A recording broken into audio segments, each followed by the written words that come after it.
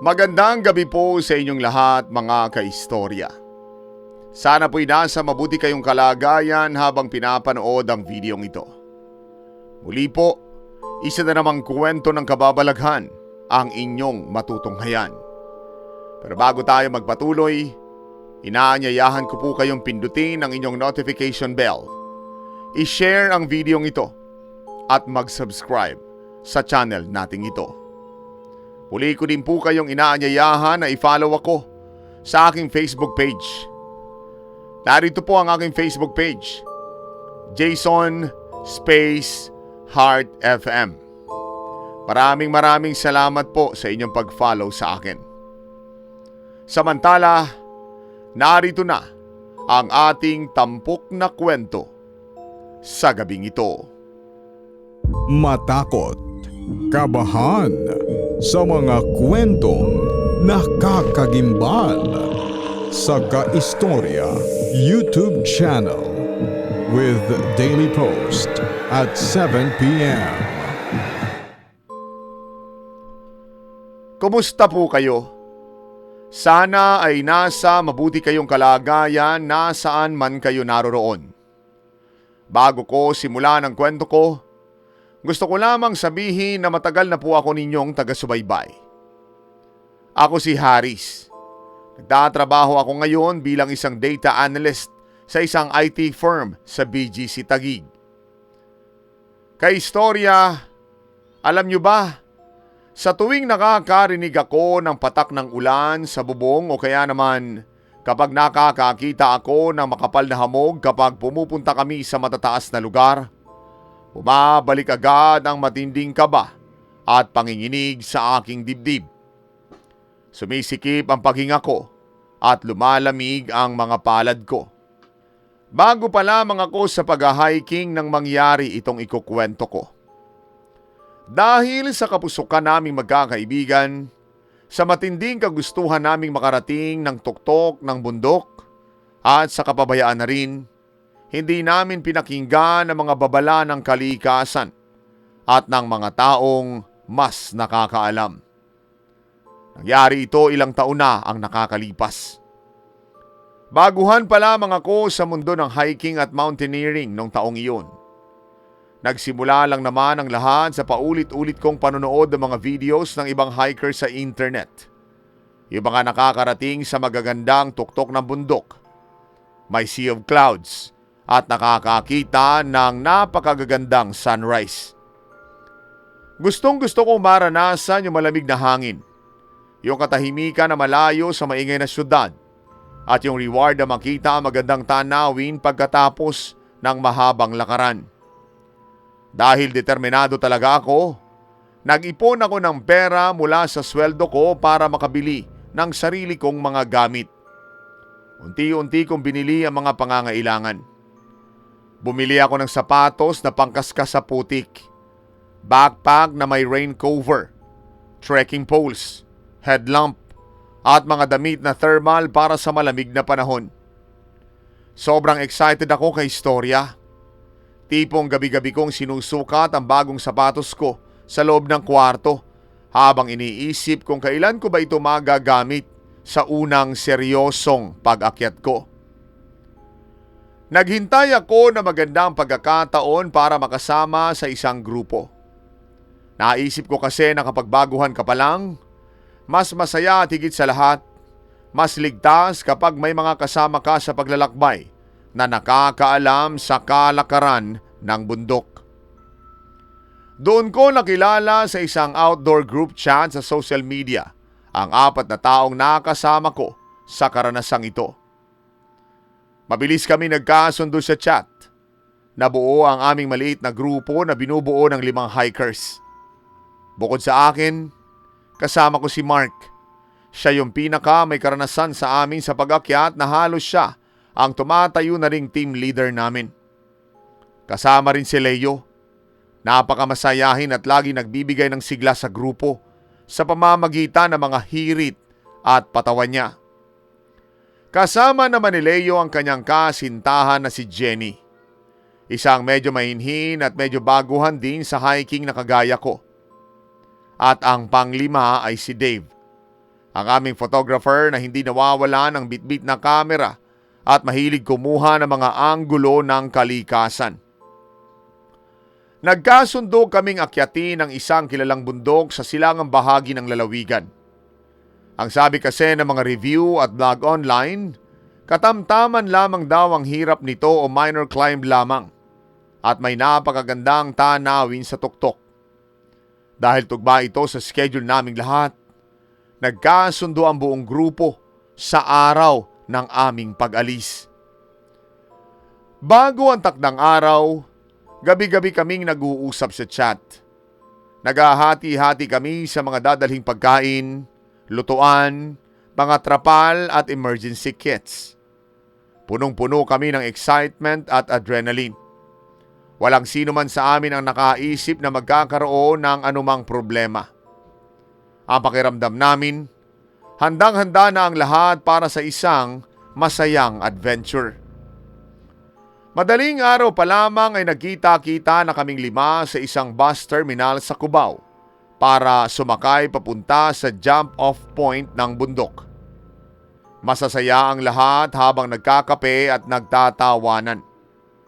Pero paglabas pa lang namin ng terminal, napansin na agad namin na medyo iba ang panahon.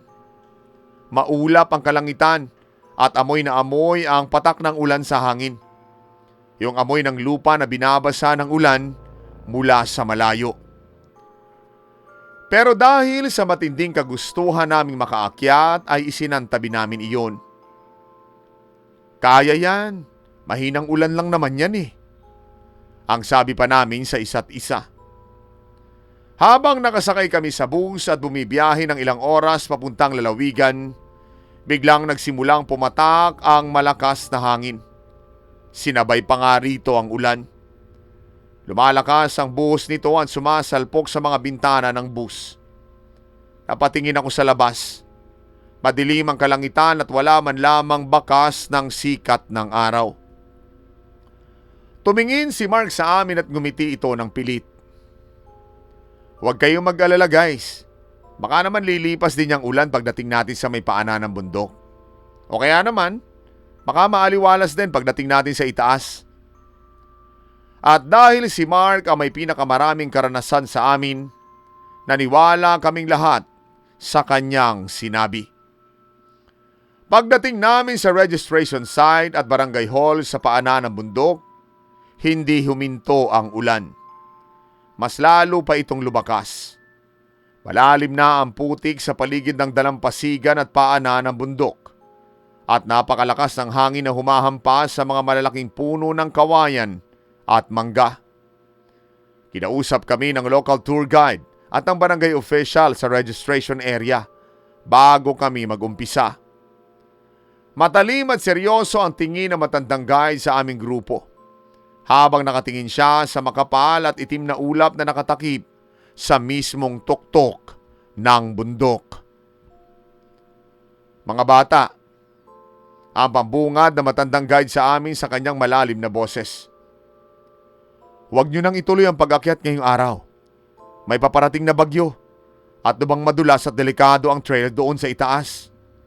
May mga parte roon na lumalambot ang lupa kapag umuulan. Tinatawag namin itong danger zone. Lalo na nga kapag ganito masama ang panahon. Mas maganda siguro at mas ligtas kung bumalik na lamang kayo sa bayan o maghintay kayo hanggang bukas kapag tumigil na ang ulan. Nagkatinginan kaming 5. Sayang ang biyahe. Sayang ang pamasahe at ang inilagay naming leave sa trabaho, pati na rin ang lahat ng paghahanda namin. Sumagot si Mark sa guide. Kaya naman po namin, Tay. Kompleto po kami sa gamit at may mga rain gear kami.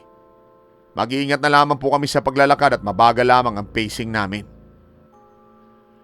Nakiusap pa kami at pinilit naming magtuloy-tuloy kahit baka sa mukha ng lokal na gabay ang ayaw at pag-aalala. Pero sa huli, dahil sa pagpupumilit namin at dahil nakapirma na kami sa waiver, pumayag ang guide pero halatang ayaw niya talaga. Nagbigay na rin kami noon ng extra bayad sa kanila. Nagpaalala naman ang matanda sa amin. Mag-iingat kayo sa itaas. At kapag may narinig o nakita kayong hindi pamilyar, huwag niyong pansinin at huwag kayong hihiwalay sa daan. Hindi namin masyadong pinansin ang huling paalala niya. Akala namin ay pamahiin lamang iyon ng mga taga-bundok. At doon na nga kay istorya, nagsimula na ang aming paglalakbay. Nagsimula kaming maglakad sa basang trail habang patuloy na pumapatak ang maulan at malamig na panahon. Sa unang kalahating oras, medyo madali pa ang daan kahit basa ang mga halaman at dahon sa paligid. Naroon pa rin ang excitement. Masaya pa kami nagkukwentuhan ni Leo, Dave at Mark habang naglalakad. At paminsan-minsan, humihinto si Dave para kumuha ng litrato ng mga basang bulaklak at malalaking puno sa aming paligid. Subalit habang pataas kami ng pataas sa kabundukan, dahan-dahang nagbago ang sitwasyon. Lalong naging madulas at malalim ang putik sa aming mga pagtapak. Bawat hakbang namin, pumapasok at lumulubog ang sapatos namin sa putik. Kailangan na naming humawak sa mga baging at makapal na ugat ng mga puno para lamang hindi kami magtuloy-tuloy na madulas sa mababang bahagi ng bangin. Nagsimula ng mapagod ang ilan sa amin, lalo na si Jenny na medyo nahihirapan na sa bigat ng kanyang backpack. Kasabay nito ay naging napakakapal din ng fog o hamog sa aming paligid. Dahan-dahang pumasok ang puting usok mula sa kakahuyan hanggang sa maging bilog at blanko ang aming paningin. Hirap na hirap kami makakita sa layong higit sa 3 metro. Kahit pagod man, pilit naming pinapabilis ang aming lakad para marating agad ang unang rest station kung saan naroon naman ang isang kubo. Pero imbes na kumalma ang panahon, lalo pang lumakas ang buhos ng ulan mula sa langit na para bang ibinubuhos ito mula sa balde. Dahil sa kapal ng hamog at lakas ng ulan, hindi na namin ganong nakikita ang isa't isa habang naglalakad sa trail.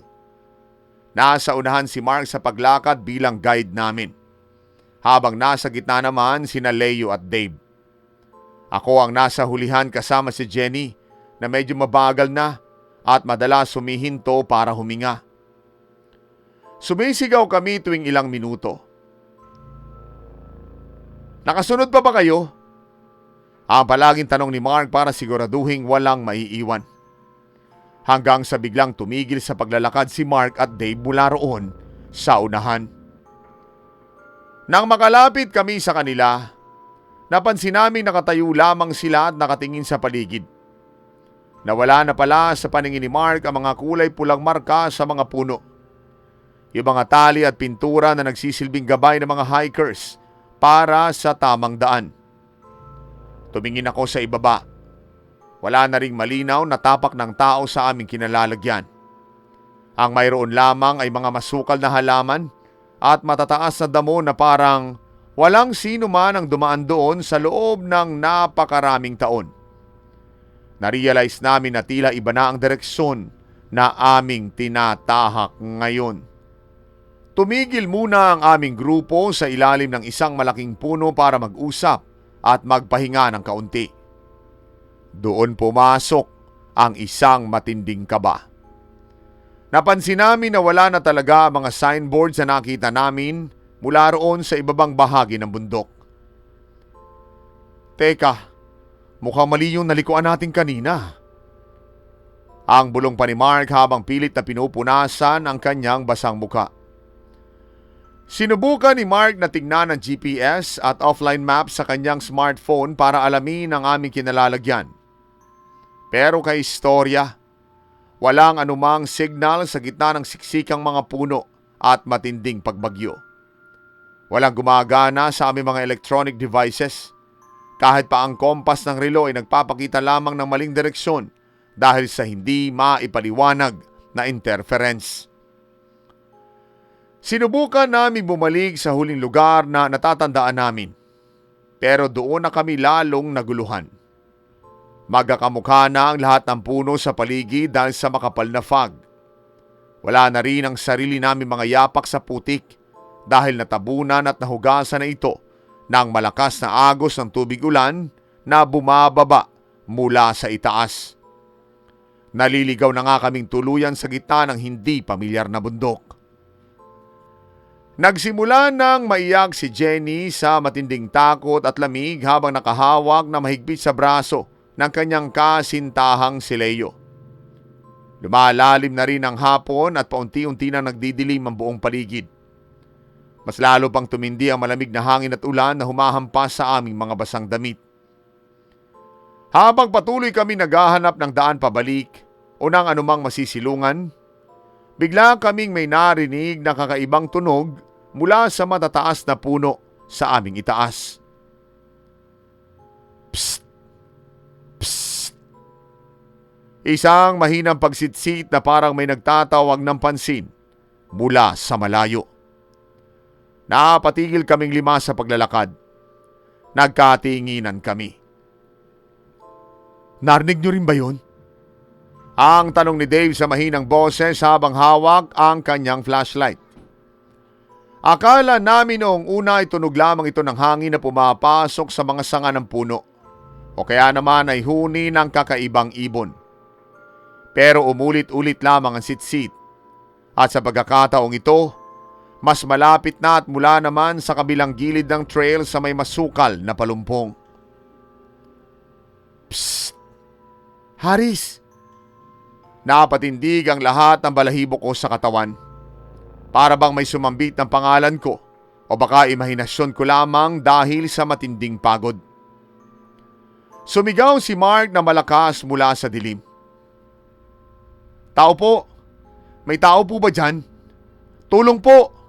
Naliligaw po kami. Pero walang sumagot. Tanging ang ugong ng hangin at ang walang patid na patak ng ulan lamang ang sumagot sa aming mga tawag. Mabilis na tumaas ang balahibo ko sa buong katawan dahil sa kakaibang aura at bigat ng hangin sa lugar na iyon.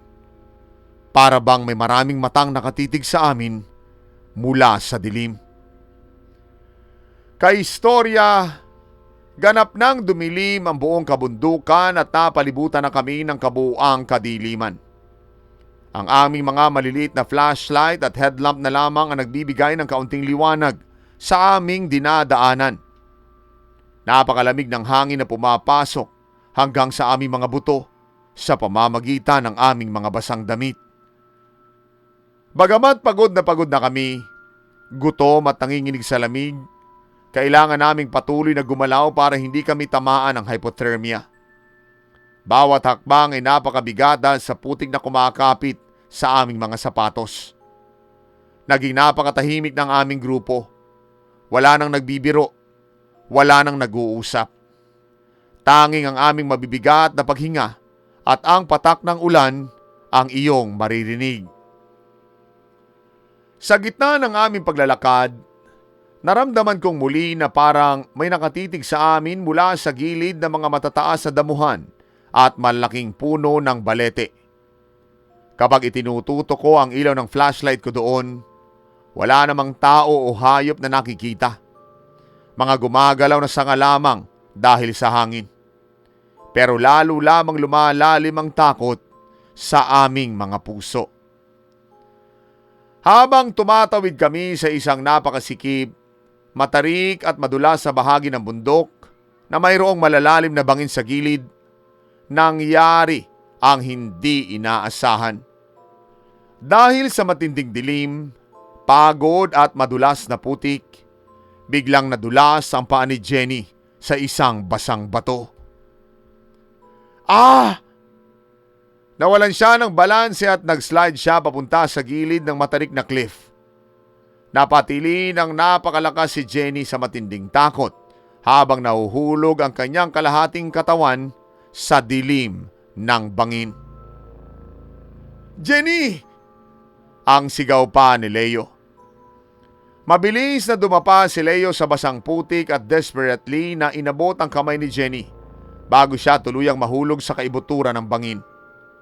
Mabilis din kaming lumapit ni Mark at Dave para tumulong sa paghila sa kanila paitaas. Hawak-hawak namin ang napakahigpit ang kanyang basang jacket at mga kamay habang sumisigaw kami sa hirap at takot. Ang kamay ko ay halos mawala na ng pakiramdam sa matinding kapit sa bato at sa damit ni Jenny. Isang maling hakbang at pagpulas ng kamay namin, mahuhulog si Jenny sa mabatong ibaba. Hila! 1, 2, 3, hila! Ang sigaw ni Mark. Sa wakas, sa tulong ng lahat ng natitira naming lakas, naiahon din namin si Jenny pabalik sa ligtas na bahagi ng trail. Nakahiga kaming lahat sa basang putik habang umihingal ng malakas. Nanginginig ang buong katawan ni Jenny habang umiiyak ng napakalakas sa gitna ng ulan dahil sa matinding trauma at matinding takot. Muntik na siyang mahulog sa malalim na bangin. At doon namin na-realize na hindi lamang kami bastang naliligaw. May mali sa bundok na ito. At kung hindi kami makakahanap ng masisilungan bago lumalim ang gabi, baka wala nang makababa sa amin ng buhay. Dahil sa nangyari kay Jenny, hindi na talaga namin kaya magpatuloy sa paglalakad sa madilim, madulas at matarik na trail. Nanginginig pa rin siya sa matinding shock at trauma. At lahat kami sagad na sagad sa pagod at lamig. Alam namin kapag nagpatuloy kami sa paglalakad ng walang malinaw na daan, baka sa susunod may mahulog na ng tuluyan sa bangin. Kailangan namin makahanap agad ng lugar na pwedeng masilungan mula sa humahagupit na bagyo. Kahit hanggang sumikat man lamang ang araw. Pilit naming inilawan ang aming flashlight ng paligid para maghanap ng malaking puno, kuweba o anumang masisilungan.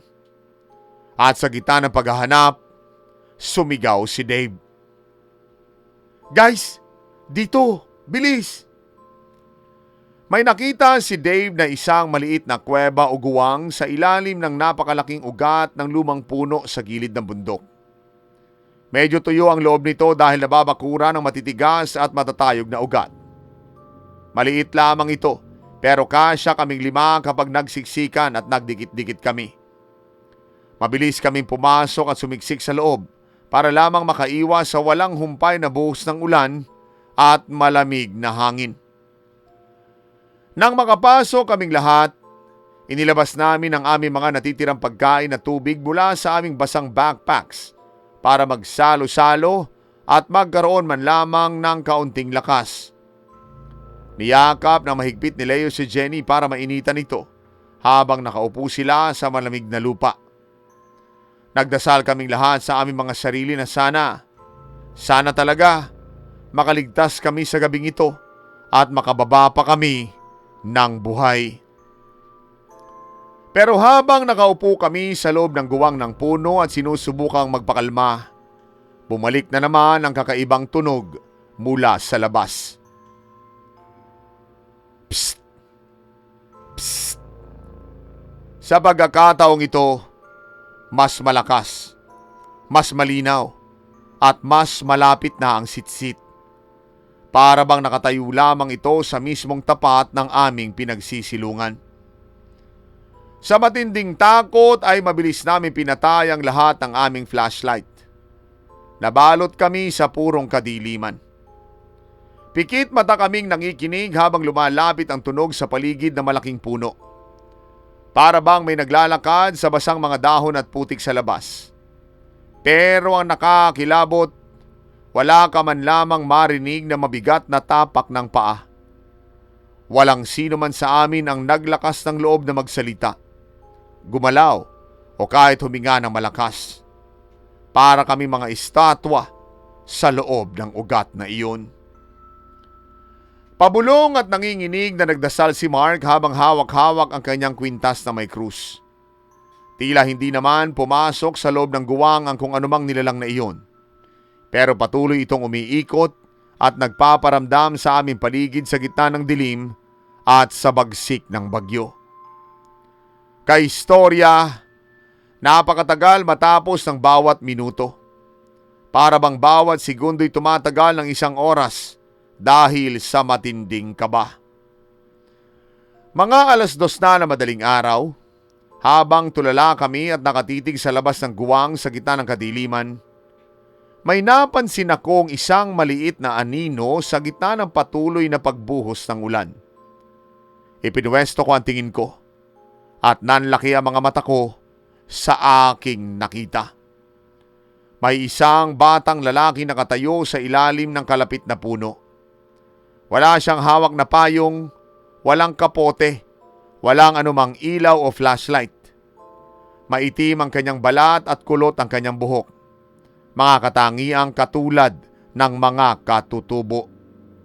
Nakatitig ang bata sa aming kinalalagyan. At sa gitna ng kadiliman, dahan-dahang itinaas ng bata ang kanyang maliit na kamay at may tinuturong direksyon sa gilid. Hindi siya nagsasalita. Hindi siya umimik. Kahit na napakalakas ng buhos ng ulan na humahampas sa kanyang maliit na katawan. Napahigpit ang hawak ko sa braso ni Dave. Napansin din nila ang bata. Nanlaki ang mga mata naming lahat sa gulat at pagtataka. Pabulong na nagtanong si Leo at ang boses ay puno ng panginginig. Paano? Paano nagkaroon ng bata dito? Nasa gitna tayo ng bundok. Hating gabi at may bagyo. Kakaiba rin ang mukha ng bata kapag natatamaan ang kaunting liwanag ng kidlat. Napakaputla nito at parang walang buhay o emosyon sa loob ng kanyang mga mata. Natulala kaming 5 habang nakatingin sa kanya mula sa loob ng guwang. Nakaturo pa rin ang daliri ng bata sa isang makipot na daan sa gilid ng malaking puno. Isang daan na hindi man lamang namin napansin kanina nang pumasok kami sa kapal ng damo at dilim. Parang sinasabi niya sa amin na doon kami dumaan para makababa. Nagatinginan kaming 5. Nag-aalangan kami kung susundin ba namin ang isang misteryosong bata na lumitaw lamang sa gitna ng bagyo. Tumingin si Mark sa amin at saka ito bumulong. Guys, baka naman ito na yung pagkakataon natin para makahanap ng daan pabalik. Baka tulong ito mula sa kanya. Bagamat natatakot kami sa kakaibang aura ng bata, naramdaman din namin na hindi siya nakikipag-away o gustong manakit sa amin. Walang galit o banta sa kanyang tayo. Kaya naman sa huli nagkasundo kaming sumunod sa kanyang itinuturo. Dahan-dahan kaming lumabas mula sa aming pinagsisilungan sa ilalim ng ugat. Kinakabahang humakbang kami papunta sa direksyon ng kanyang itinuro. Pero habang lumalapit kami sa mismong daan kung saan nakatayo ang bata, dahan-dahang nawala ang kanyang anino sa gitna ng makapal na fog at ulan. Nawala siyang parang bula sa aming mismong paningin.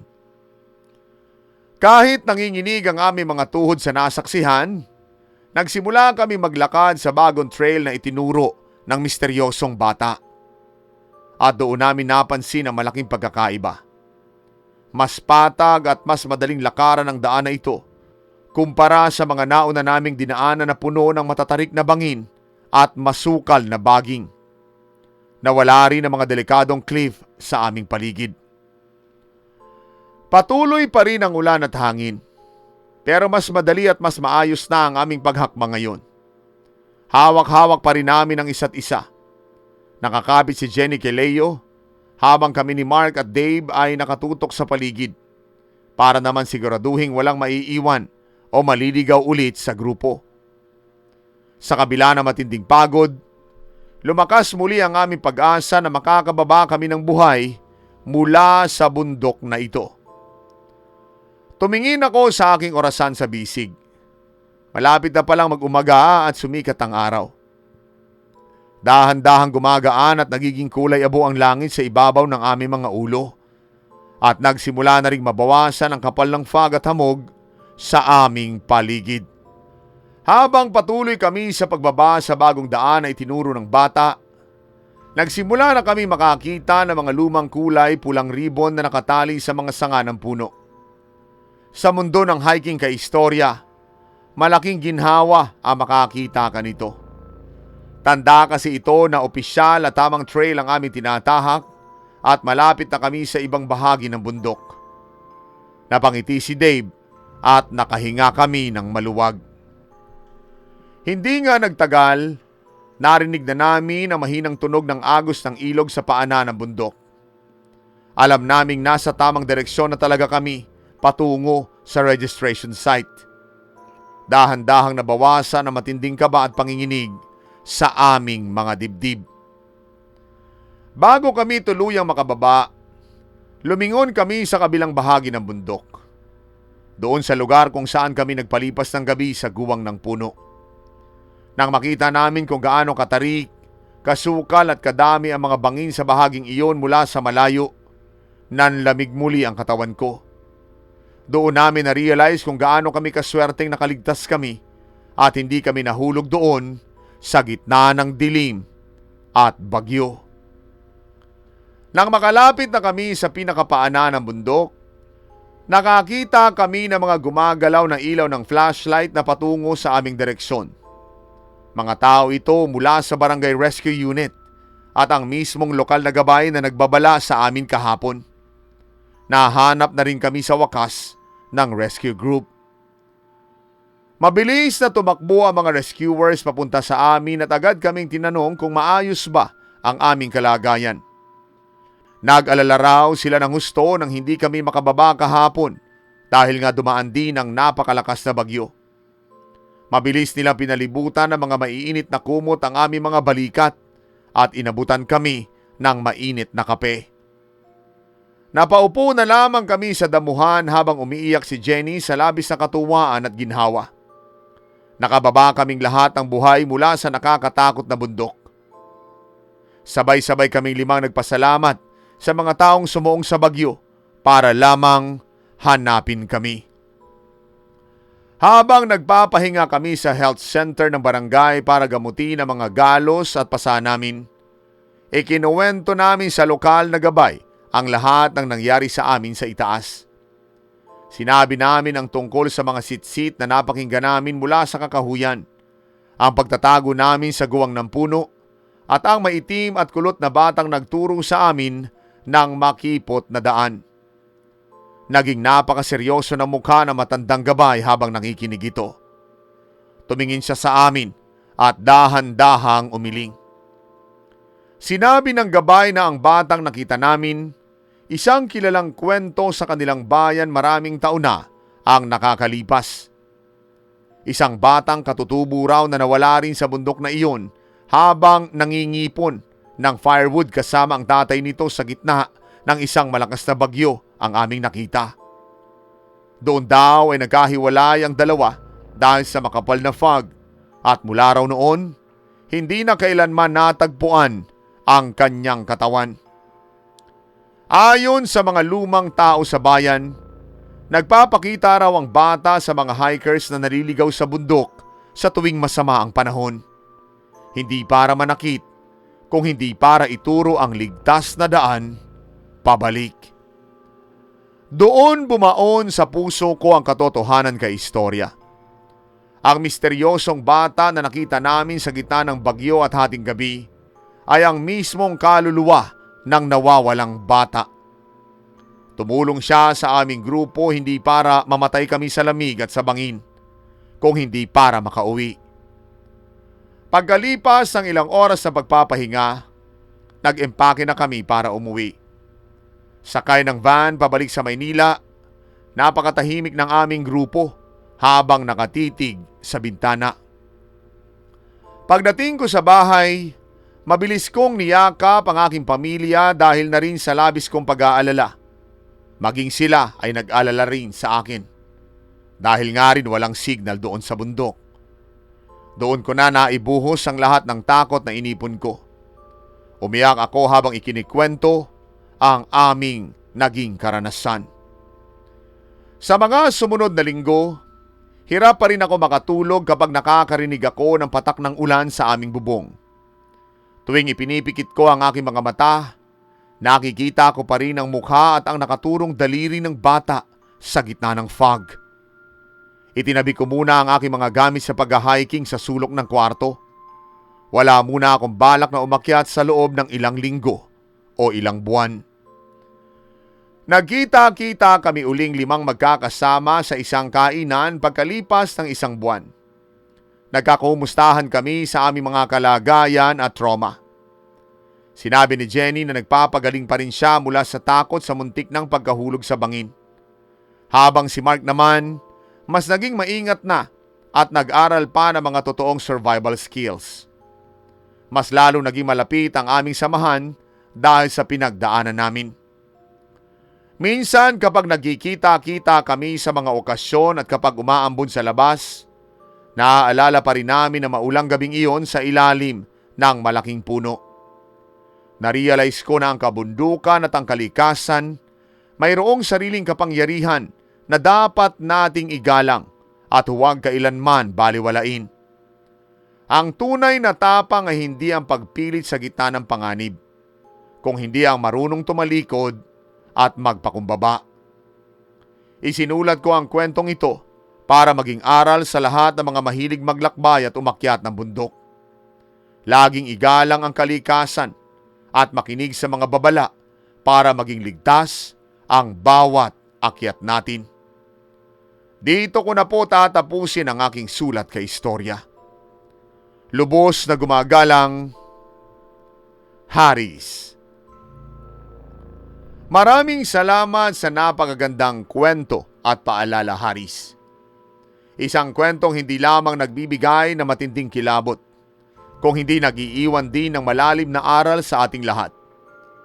Ang paggalang sa kalikasan, ang pakikinig sa mga nakatatanda o nakakaalam, at ang pagpapakumbaba. At higit sa lahat, ang pag-alala sa mga tulad ni Berto na kahit nasa kabilang buhay na, ay nag-iiwan pa rin ng kabutihan dito sa mundo.